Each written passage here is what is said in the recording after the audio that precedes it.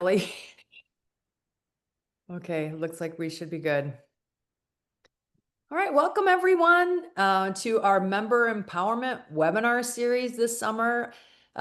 Today we're going to be talking with Lisa Marie Haywood. She is the executive director for CCEF here in Georgia. I'm going to be letting her introduce herself and a little bit of her work just because I have met her through the Georgia Society of Association Executives, and she just has an amazing story. She's doing really wonderful work here in Georgia. So Lisa, I am going to pass it over to you and let you give a little bit broader introduction for our group, and then we will get going. Awesome. Thank you very much, Kelly. My name is Lisa Marie Haygood, and I do go by Lisa Marie. My mother was a huge Elvis fan, so I got a hyphen and I run with it, and that just makes life more entertaining and fun. I have I I imagine you wonder what would qualify someone to talk about volunteers, and I think that I am equipped to share this information with you guys for one of several reasons. I started the work that I do now actually as a volunteer, as a PTA room mom years and years ago, and rose through those ranks and went on to manage more than 250,000 volunteers statewide. Currently, Kelly was asking me how many volunteers I manage now here at the foundation. I serve as the executive director for the Cherokee County Educational Foundation, and we're a nonprofit that supports the fundraising and awareness of the public schools that are here in Cherokee County, Georgia, where I live. So we have between 42 and 45,000 students that come to our school district. And our charity started back in 2012. And I currently manage a core group of volunteers that are between 5 and 10 people that are my folks that I can plug in and use anywhere. And then probably between 50 and 100 people for larger events. But we're going to talk a little bit today about several things. And the reason this I think is so important is because when you're working for a nonprofit, a small nonprofit, as most of you guys are, what you find is it's oftentimes easier just to do it yourself than it is to teach and train and get somebody on board that becomes useful to you. So we're going to learn some tips and tricks on how to do that. And we're going to start with why we need those volunteers first and foremost. And they're actually critical to your mission. They're the lifeblood of your success, and they're going to help your organization look larger than it really is, make your impact bigger, and share some fresh perspectives with you. Their help or the impact that you'll experience with them goes far beyond their hours because they start to look like they are part of your organization if they're well trained and well equipped. I work for a nonprofit, so my paycheck comes from a board of directors that is part of this 501c3. But there is a very blurry line for my job here with this 501c3 and the school district that I serve. I have essentially become an ambassador for the school district, and people often think that I work here. My office is here. I can see how it could become confusing and gray, and that gray line can be beneficial. It increases the strength and power of the organization, but it's important that I'm trained and I understand what my limitations are as I serve a school district. And it's very important that my volunteers understand what's expected of them and what I need from them. They're a reflection of you, and so often they're in places that you can't reach, so they are critical. We're going to cover today how to attract your volunteers, how to engage them, and how to retain them. And the very first most important thing is understanding who your ideal volunteer is. And this may be different for the different type of events that you have. I have, as I mentioned, 5 to 10 volunteers that I call my blanket core group. And I can call on them for nearly anything. Our foundation here runs probably a quarterly fundraising event. Every 3 to 4 months, we have a large fundraising event.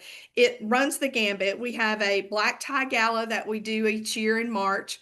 We have a shooting or sporting clays tournament that we do in the summertime. I have the largest 5K road race in North Georgia, is one of our events that happens in August. And then we do a golf and pickleball tournament annually, and that happens in October. We are planning to upscale to another fundraising event, looking at doing a boozy bingo type brunch as a fundraiser for a future fundraising event. And we'll talk a little bit about how we engage those people. But what I want to say to you is understanding the skill set that you need, the age groups of people that you're interested in, what their interests are and how they align with what you do, and their volunteer availability is key to determining who you need and when. My specific need coming up is for a 5K road race. It's a large race, and my volunteers will begin reporting as early as 4:30 in the morning for that event. So finding your early morning people, your folks who are dependable, the folks that I look to recruit from, we'll talk a little bit about those. But we make that appeal personal, and we try to think of them and the talents that they bring in for a certain event. Hey, Lisa Marie, I was just told, I'm sorry to jump in on you, but the chat is disabled for some reason. So I just wanted to let people know, put your questions or any comments in the question and answer for now, and we'll address them at the end. So I apologize for that. I was just trying to fix it No, up. it's And I not. Don't couldn't. apologize. I'm happy to answer all your questions. Absolutely. We're going to have about 25 to 30 minutes for this presentation, and then we'll take all the time that you guys need after that to make sure that we address your questions and help you. Thank you. It is important for your mission and impact that you can clearly communicate what your cause is and how important it is. First of all, if you don't believe it and you can't put it in a small little elevator type speech, you're not going to be able to communicate it or sell your mission and impact. So if you can't communicate it clearly yourself, you certainly can't communicate it effectively to a volunteer who has to relay it. I think of that a little bit like the game of telephone that you used to play when you were a child, how you'd whisper into someone's ear and they would turn and whisper into the next person's ear. And at the end of 4 or 5 people, the message is very confusing and jumbled and doesn't often represent what you intended that it start with. So making sure that you can communicate your cause is critical in working with your volunteers.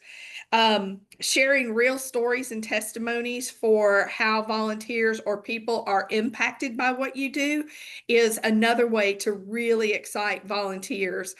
People like to feel, they like to emotionally feel and experience the time that they're putting into things. They want to feel valued. They want to feel like they're making an impact with their time. But sharing real stories and testimonials, or finding those that you can communicate to your volunteers when you're looking for them, is a really great way. One of the things that happened this year at our foundation, we received a large grant, and it's a private foundation grant that we received, and it allows us to give a $500 reimbursement to all of the brand new teacher hires that are coming into the school district. So many of them are young, coming out of school with student loan debt, and they're kind of overwhelmed with setting up their classroom and making it work well for their students. They want it to look great and be inviting, but the expense of getting those things set up can be really challenging for a brand new teacher. And so we told all these teachers that they were receiving that grant, and to have them actually cry and hug you and things when you're after you've told them that, makes you feel you have all the feels about how your impact is really touching the lives of people, and being able to share that with your volunteers can excite them and motivate them to come in and be a part of it. And also, you want to be able to use compelling visuals and social proof. It's great to catch your volunteers in the act of doing work for your organization, capture those pictures and hold them someplace. You can do social media posts that feature them and thank them in action. And you can always save those for your annual report or meetings and events with your organization going forward. You want to be able to use multiple recruitment channels. Now, this Let's be honest about this. It really depends on who you are. Most of our nonprofits, it's about passion. The volunteers that engage with you, it tends to be about passion. You can go on websites like Volunteer Match and Idealist and places like that to look for volunteers if you want to list a specific cause. For us here at the foundation, we have several groups that look for volunteer opportunities, like our students who are in ROTC, our folks who are in the National Honor Society, Beta Club, student athlete leadership groups. Those folks need a certain number of hours for their organization. And oftentimes you can reach out to those kids, younger people, for the heavy lifting and the things that you really want to do. And when I say heavy lifting, I don't mean to cast all that on the kids, but when we do our road race event, our vendors that come in with booths and tents and supplies will often pull up in the front, and those folks are great to help you unload cars and move people, and giving them that role, a specific role that you need help with, and saying, okay, my 20 ROTC folks from such and such high school, this is going to be your area where you can help to unload a car, and the rest of you are going over here to fill water buckets and put them along the race course. So understanding what the job is that you need your volunteers to do is super important. You can get them at community events and fairs. Oftentimes you guys have conferences and conventions. And if you could list your top 3 things that you need volunteers for, and keep that at your booths, or communicate it effectively from the stage, the podium, or in workshops and classes. We are looking for volunteers this next year, and these are the things that we need. Knowing where you can fit someone in at all points in time is super important. If you have any campuses, university campuses that are near you, there are often great resources with student organizations, student government organizations, athletic groups, choral groups. There's a lot of folks who will help you with that. And of course, word of mouth and referrals from friends or other volunteers who have done work with you. This is a fun thing to do. You often, though, will need a specific ask. Once my volunteers for the Black Tie Gala come in and pack all of the gift baskets for us that go into our silent auction, they help us fluff up and juju all of our gift baskets and tie them up with fancy ribbons and bows. Once they've done it and they understand what the ask is, I find that they will talk to each other outside of me and say, hey, you should come do this. You would like it. We put on music and we walk around the table and we just pick up items and we decorate a basket. A lot of people, once they hear that and they say, okay, this is the timeline that I need it in, and you kind of by word of mouth will connect with folks that will be interested in helping you. It's important that you can provide a clear role and an explanation of what you're asking for them. Specific, meaningful roles. Surprisingly, people don't like to engage as often when they think they're just a volunteer. But when they're a volunteer who's going to assist with parking cars, when they're a volunteer that's going to assist in concessions, when they're a volunteer that's going to help loading exhibitors in and out, when they're a volunteer that's going to help set up silent auction, know what you need the help with and outline it in plenty of time ahead of your event. Know how much time it's going to take and what sort of responsibilities you're looking at and what a good volunteer in that role looks like, so you can outline the goals that you have for them.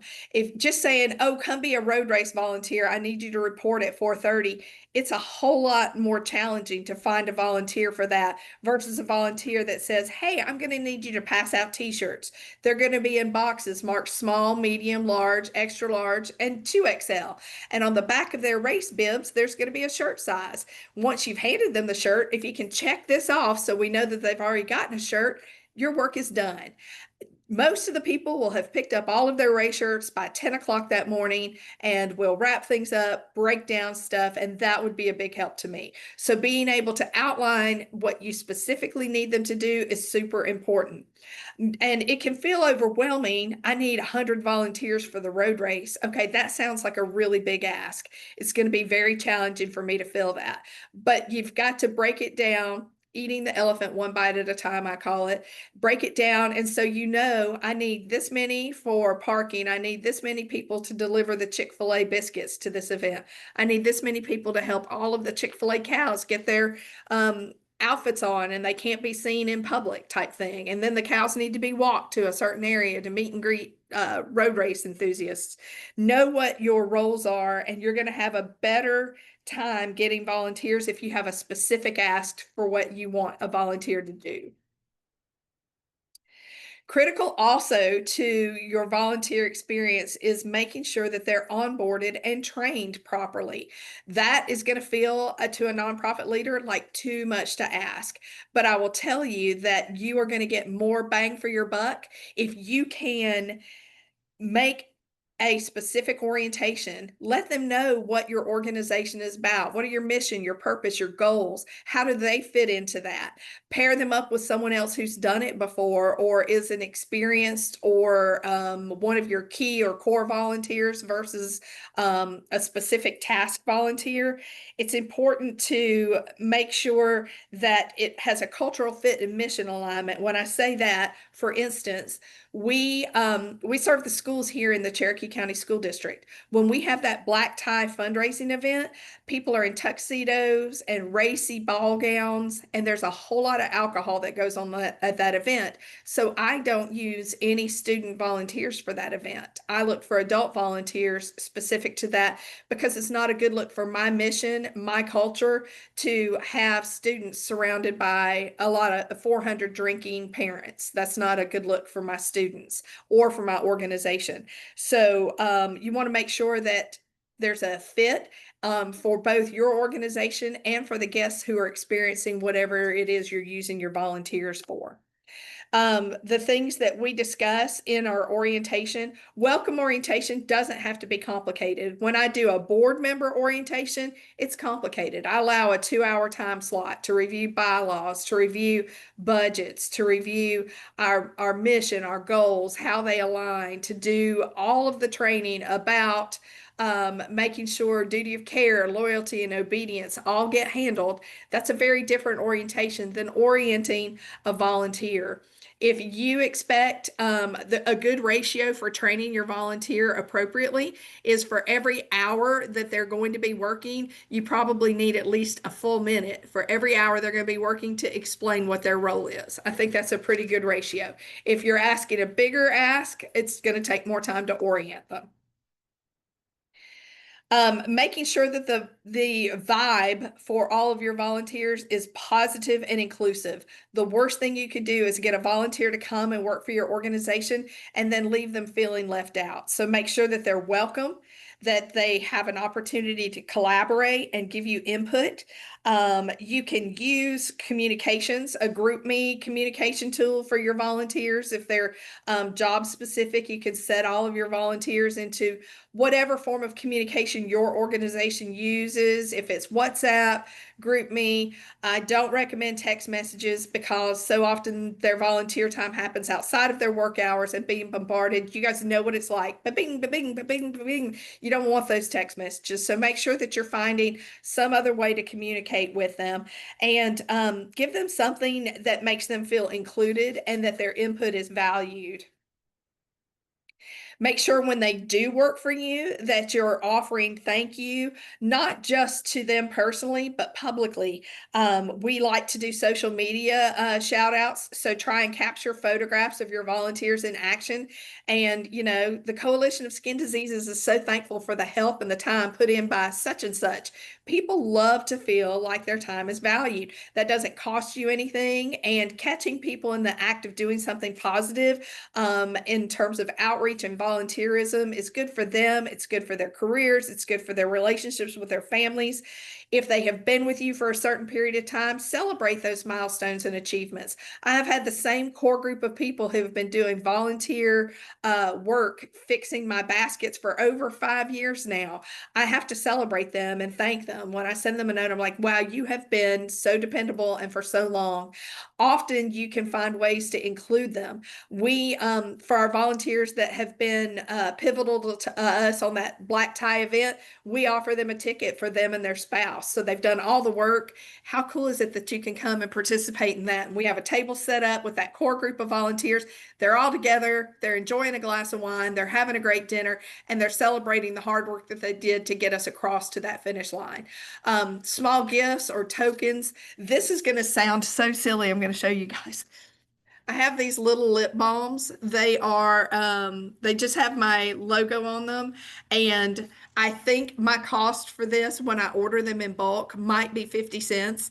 But to pop this with a thank you note makes people feel so appreciated. And it's in their purse. It's the tiniest little reminder. So small gifts or things that will remind people that they're valued or appreciated, I think are a great way to recognize their contributions. You should also provide your volunteers if they're good. I like to use that caveat, if they're good. Not all volunteers are going to be as useful to you as others, for sure, but you're going to recognize those folks and invite them back. Be sure to say, wow, our race is our gala is happening next year on March the 7th. Be sure to mark your calendar. You are a rock star and we'd like to have you back. Offer them roles where they can supervise or take other people under their wing, give them skill development work, involve them in planning or strategy. You have meetings leading up to stuff. Now, when we meet with parking people, those people who have been parking volunteers are invaluable to talk to us about the problems that they experienced along the raceway getting cars in. Where's the backup? Where's the problem? They can give you a lot of input in your planning or strategy. I will also say that some of those people could become future employees of yours, which is surprising. My best volunteer here at the CCEF Foundation just started as operations director for my foundation July 1st.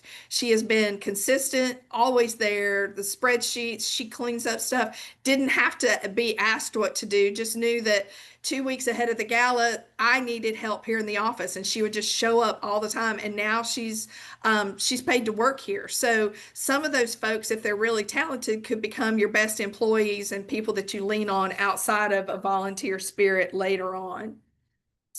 It's important that you gather feedback and act on it. Don't survey people if you're not going to use it.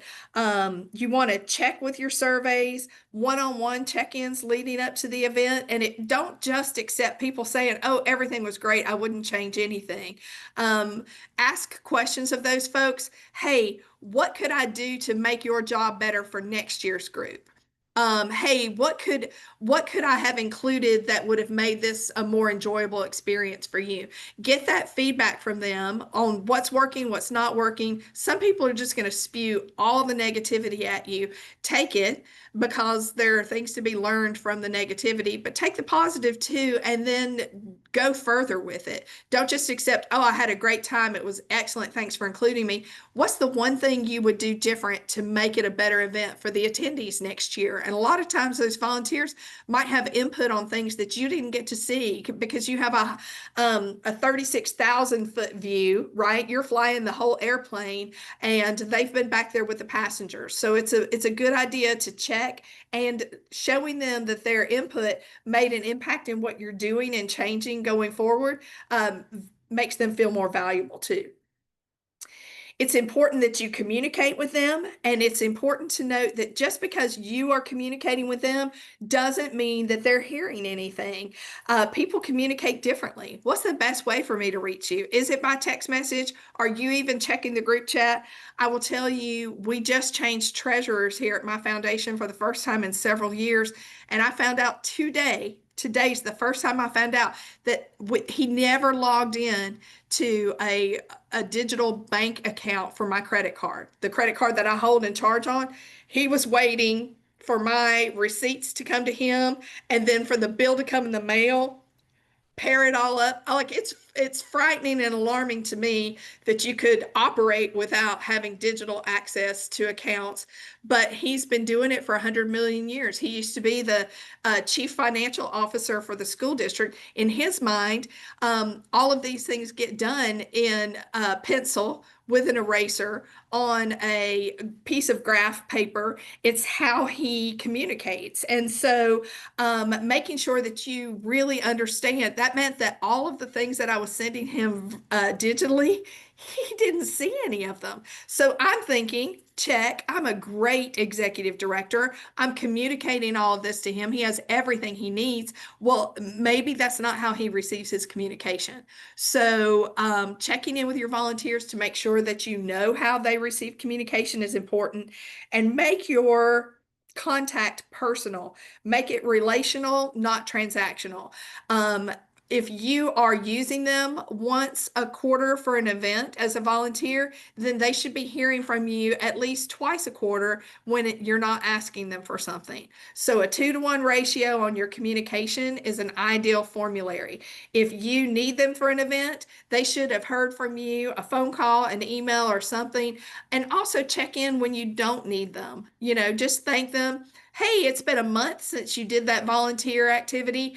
Just wanted to let you know we're getting in numbers. This was our biggest event ever, and it's because of you. So reaching out afterwards and beforehand when you're not talking about what you need them to do for you helps to build a better long-term relationship. That's treating them as stakeholders. You include them in celebrations and decisions, and they become a part of your organizational family. And you can easily transition those people who were task-oriented volunteers into that core group that you can depend on to do almost anything, because they start to recognize and know what you do, how you operate, what your events look like on an annual basis, and they start surfacing. I have some that start showing up in January. They're like, okay, how are we doing on collection for stuff? I was thinking this form might be a good idea for us to reach out and get donations for silent auction items. They're sometimes ahead of me now because they're so conditioned to what has to happen, and that's a great place to operate from. So in order to succeed, you've got to be able to attract by sharing a compelling mission, being visible and targeting them with what your specific asks are. Engage them by giving them clear roles, train them, and build them into part of your community. And then once they are retained as a volunteer, recognize them, communicate with them, and invest in your relationships with them. I am going to close out the presentation portion and move to a place where we can talk specifics and even troubleshoot if you guys have some problems with that. So I'm going to open up the questions now. And Kelly, will you facilitate that, because I only see you and Natalie on my screen? Yes, absolutely. And while we're waiting for people to put any questions in the Q&A, go ahead and do that. Lisa, I just had a question coming out of your presentation. You're saying to Sure. communicate a lot to your volunteers, even when there isn't any kind of programming going on. As an executive director where we have a small staff, our time is so limited because we're spread really thin over a lot of different areas in our organization.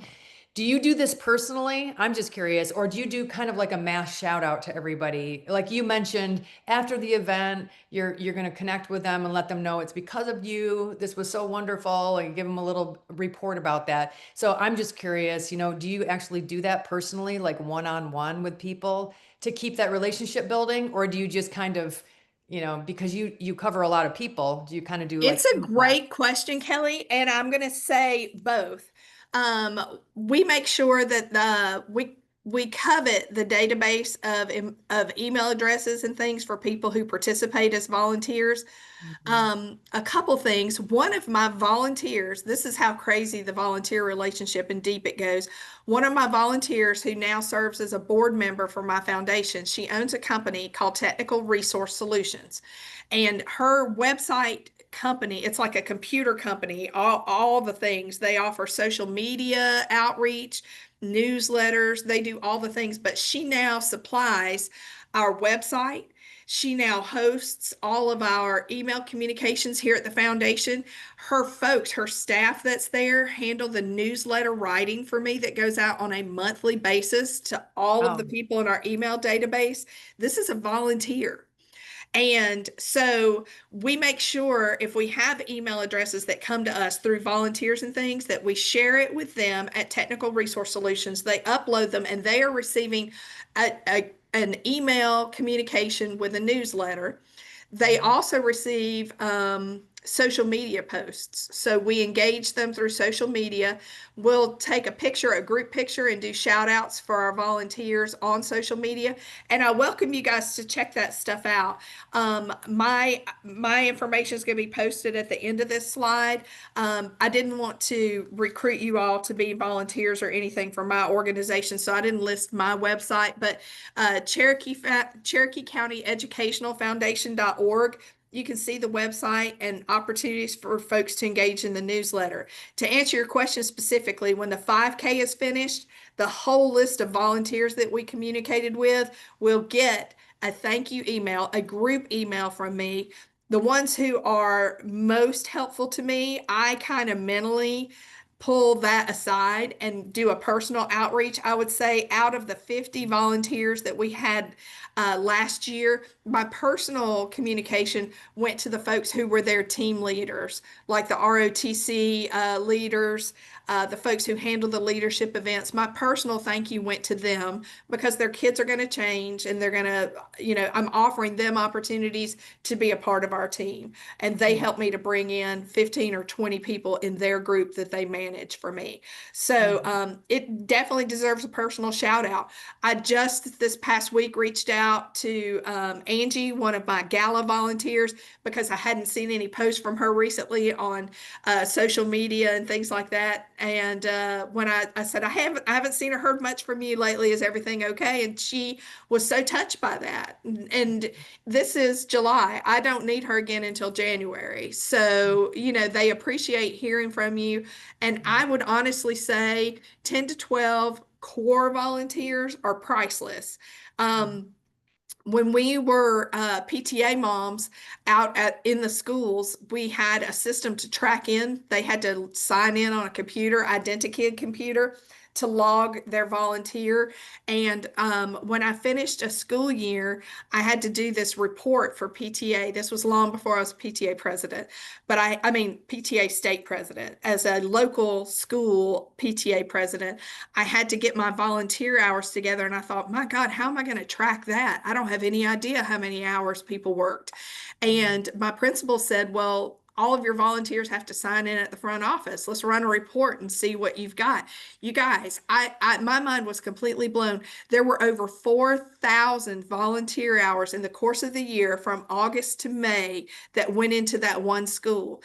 Wow. Imagine the value, even then $10 an hour would have been great, but imagine the cost of putting that much help and that many resources into a school. It was stunning and eye-opening to me. That's amazing. That's really great. So there's a couple comments in the chat that I just want to read for you. So Natalie says, I just want to note that I love the reminder that we need to ask people how they prefer to receive and give communication. That I agree, because you don't know if you don't ask.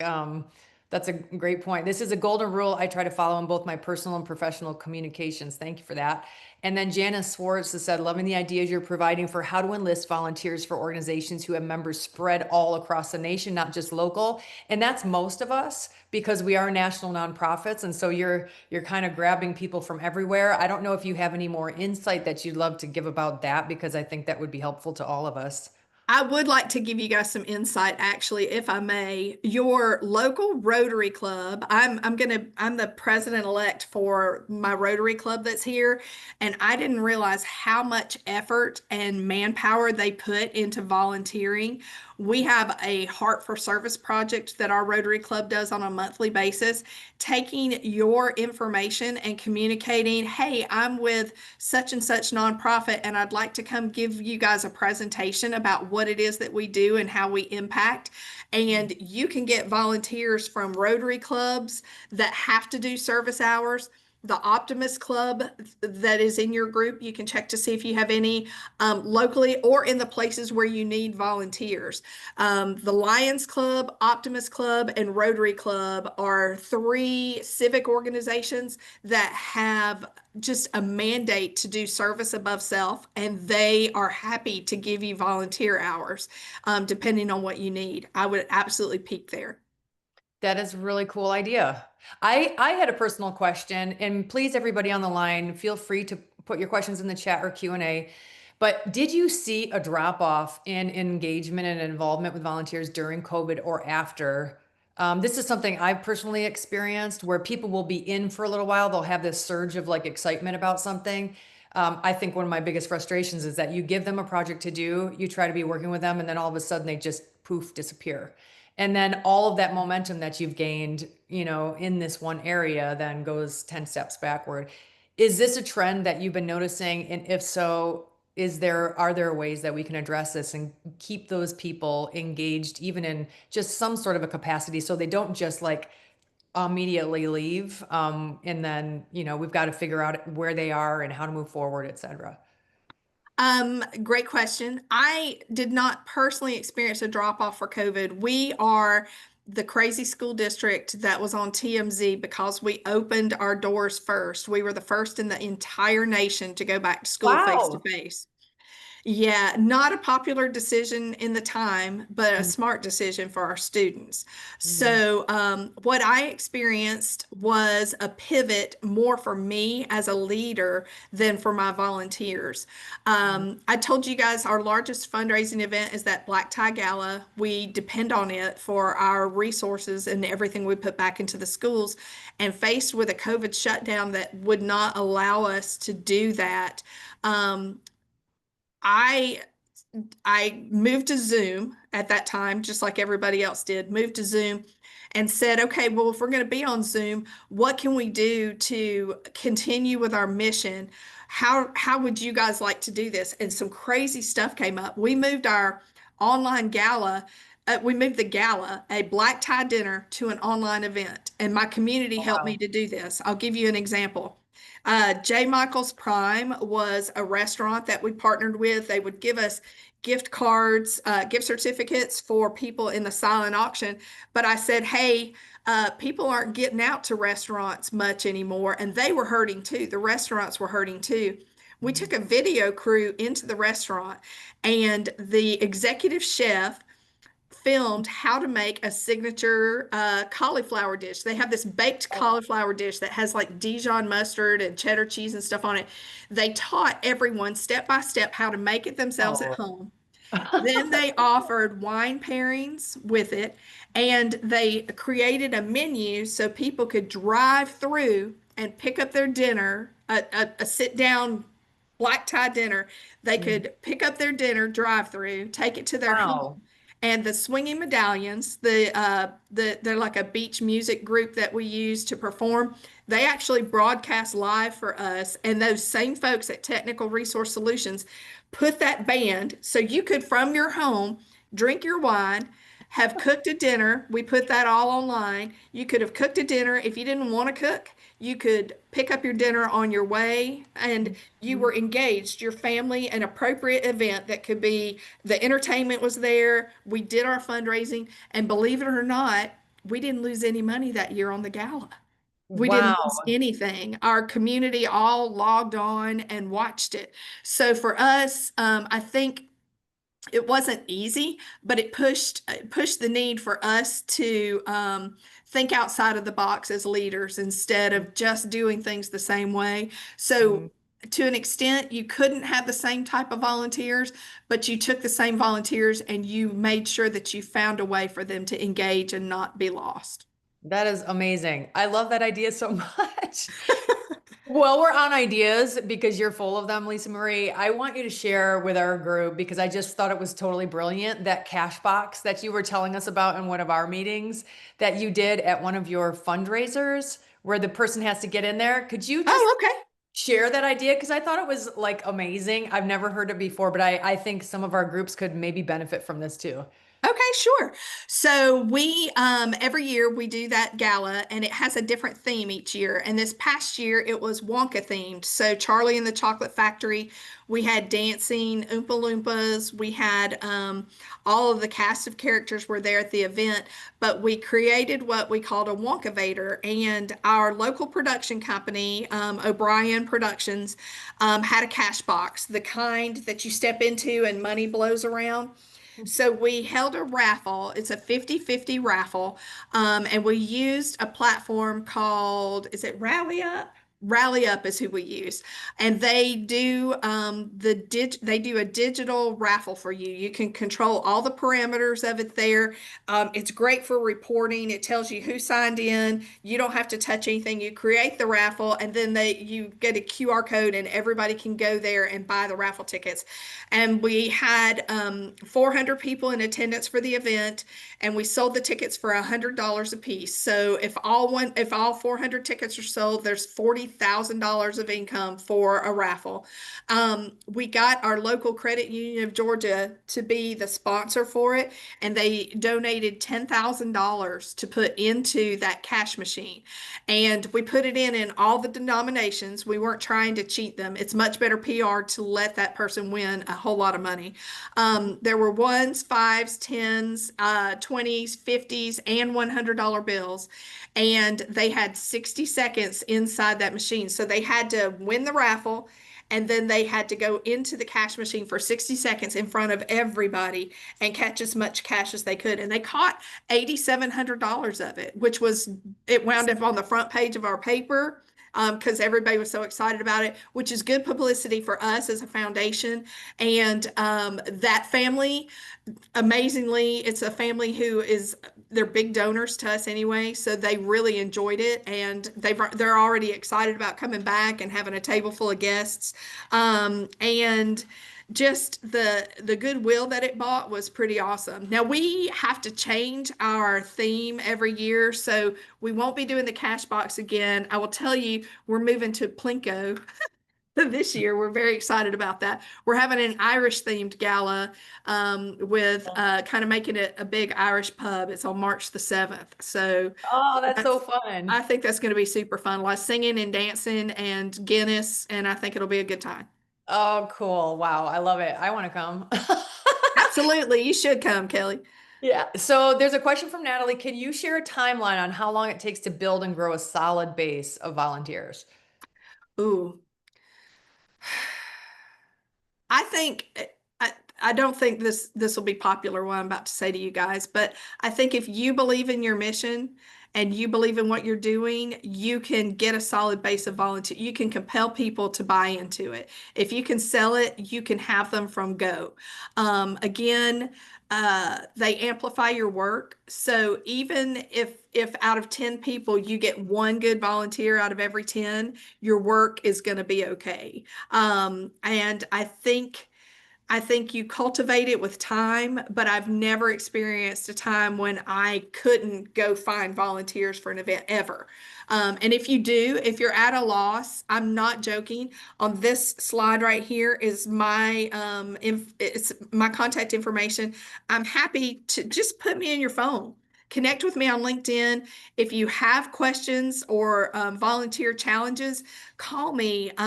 Kathy and I work here in the office. We love brainstorming things like this. So if you run into a roadblock and you have something that's just not working for you, sometimes my mom always said it's hard to see the picture when you're inside the frame. So sometimes going outside of where you are and having somebody else just tell us what you're up against, and we'd love to be a sounding board for you and your volunteer opportunities.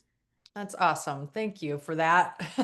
I love what an open book that you are and so many of the people in GSA are. It's been super helpful for me personally. I want to ask, have you seen, so everybody wants a bit of a return on an investment, right? So if you're going to volunteer, usually it's because you believe in the mission, you want to help, you want to do something meaningful with your life. I think that initial rush of doing something new, of feeling like you're contributing, are an ROA, right? But then sometimes it's a novelty for some people that they like to get on a newsletter, or they get a little, kind of like what am I calling? Like a shout out, right? So a public shout out. So there's that novelty too. It's like, oh, I'm a part of this organization. But usually I have seen some will start to fizzle out after a while. How do you keep that spark going? I think you have to raise the bar. Can I have a copy of our annual report? I challenge myself to find a new way to recognize volunteers to make things bigger for them. This Mhm. past year, I'm going to show this to you guys. This is a copy of our annual report that we put out. And some of our volunteers, this was really kind of fun and surprising to them. I have a letter that has my headshot in it and my Mhm. school superintendent, but we took some of our big volunteers and captured quotes from them Mm, and used their quotes to attract and draw. And that is a fun way to recognize people. In your mm, presentations, when you do your conferences and conventions, mm, it's okay to celebrate those people mm, and say that they're valuable. Some of our key volunteers have moved up to making presentations during big events. We've let them, given them the microphone, giving them the opportunity to do pitches or presentations about our grants and things like that. They love that and they have always risen to the occasion. mm, So if you have someone who's stalling on you, I would say personal contact first.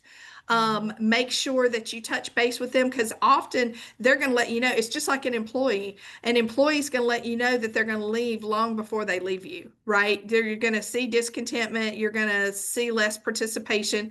It's important that you just don't allow it to get to that point. So if you'll just make an effort to communicate quarterly with them, make sure that you're talking to them 2 times for every 1 time that you need something from them.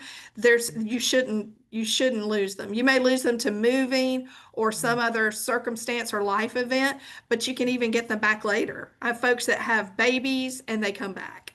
Mm, Things happen, life happens, but and two, if they are leaving you, do you know somebody else who might be a better fit for the volunteer work that you've been doing because you've been amazing to us?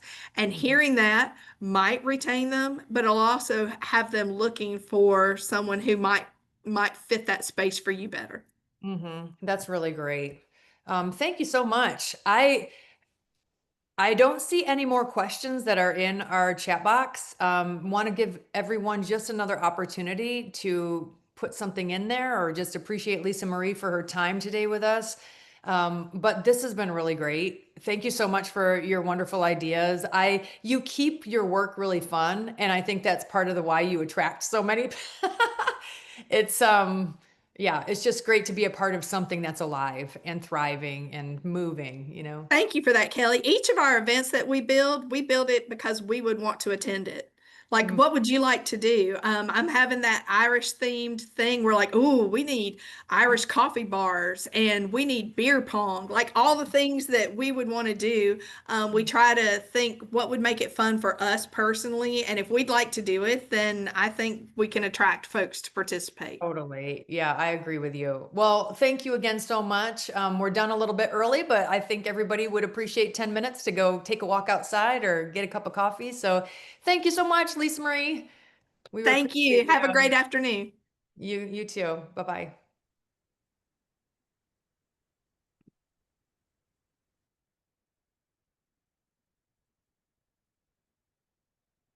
You want to